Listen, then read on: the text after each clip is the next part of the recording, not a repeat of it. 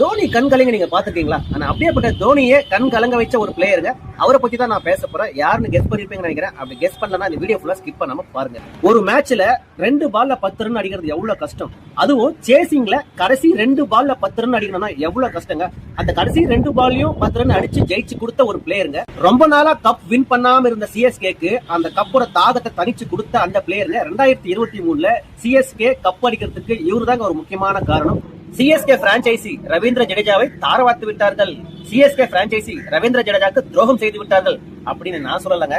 CSK fans Ravindra Jadeja actually சிஎஸ்கேக்கு வரதுக்கு முன்னாலேயே அவர் முதல்ல ஆடின பிரான்சைசி ராஜஸ்தான் ராயல்ஸ். இதுல நிறைய பேருக்கு தெரிஞ்சிருக்காது. ஃபர்ஸ்ட் சீசன்ல ராஜஸ்தான் ராயல்ஸ்ல விளையாடும் போது அவர் மும்பை இந்தியன்ஸ்க்கு எதிராக ஒரு மேட்சை சேஸ் பண்ணி வின் பண்ணி கொடுப்பாரு. அப்பதான் ரவீந்திர ஜடேஜா வந்து ஐடென்டிஃபை பண்றாங்க. சோ ஆல்ரெடி அவர் ஸ்டார்ட் பண்ண ஒரு டீம் தான். ஆனா பெருசா ஷைன் ஆகல. அவர் வந்து பேர் வாங்கின ஒரு பிரான்சைஸ்னா சிஎஸ்கே தான். சிஎஸ்கேல இருந்து அவர் ராஜஸ்தான் ராயல்ஸ்க்கு போறாரு.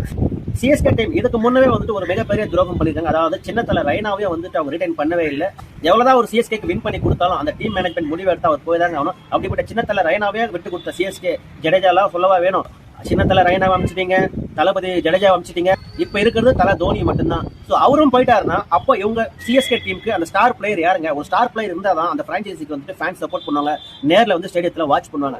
அந்த ஸ்டார் பிளேயரே இல்லைன்னா அந்த ஃபேன்ஸுக்கு வந்து பாத்தீங்கன்னா கிரௌடு கம்மியா இருக்கும். எப்படி கேகேஆர் லக்னோ போன டீமுக்குலாம் வந்து பாத்தீங்கன்னா ஸ்டார் பிளேயர் இல்லாதனால தான் வந்து பாத்தீங்கன்னா ஃபேன் ஃபாலோயிங் எல்லாம் கம்மி. அதே நீங்க ஆர்சிபி எடுத்துக்கணும், விராட் கோலி, மும்பை இந்தியன்ஸ் எடுத்துக்கோங்களேன், ஒரு ரோஹித் சர்மா, பும்ரா. சோ அடுத்த ஸ்டார் பிளேயர் சிஎஸ்கே உருவாகலன்றதை என்னோட இப்ப சச்சின் டெண்டுல்கர் போனதுக்கு அப்புறம் ரோஹித் சர்மா எப்படி பிடிச்சி மேல வந்தாரோ இப்ப ரோஹித் சர்மா அடுத்தது பும்ரா, பாண்டியா, சூரியகுமார் இருக்காங்க. ஆனா சிஎஸ்கேல வந்துட்டு இந்த இடத்த வந்துட்டு அவங்க நிரப்பவேன்றது என்னோட கருத்துங்க. நீங்க என்னதான் ஒரு பிஸ்தா பிளேயரா இருந்தாலும் ஐபிஎல் பொறுத்தவரைக்கும் ஒரு பிரான்சைசி கிரிக்கெட்டுங்க. அது வந்து கார்பரேட் தான். பிளேயர் தேவைப்பட்டு அவங்க யூஸ் பண்ணிப்பாங்க, தூக்கி வச்சு கொண்டாடுவாங்க. அப்படி தேவையில்லைன்னா தூக்கி உடனே டப்புன்னு கீழே போட்டுருவாங்க. அப்படியே ரோஹித் சர்மா 5 வாட்டி கப்பு வாங்கி கொடுத்த மும்பை இந்தியன்ஸ் அவரே வந்து கேப்டன்ஷிப்ல இருந்து தூக்கிருக்காங்க. சோ ஜடேஜா எல்லாம் சொல்லவா வேணும். சோ இது வந்து பிரான்சைசி கிரிக்கெட். ஃபேன்ஸ்க்கு எல்லாம் கஷ்டமா தான் இருக்கும். பட் அக்செப்ட் பண்ணி தான் ஆகணும். அவரை மாதிரி ஒரு பர்ஃபெக்ட் ஆல்ரவுண்டர் யாருக்குமே கிடைக்க மாட்டாங்க.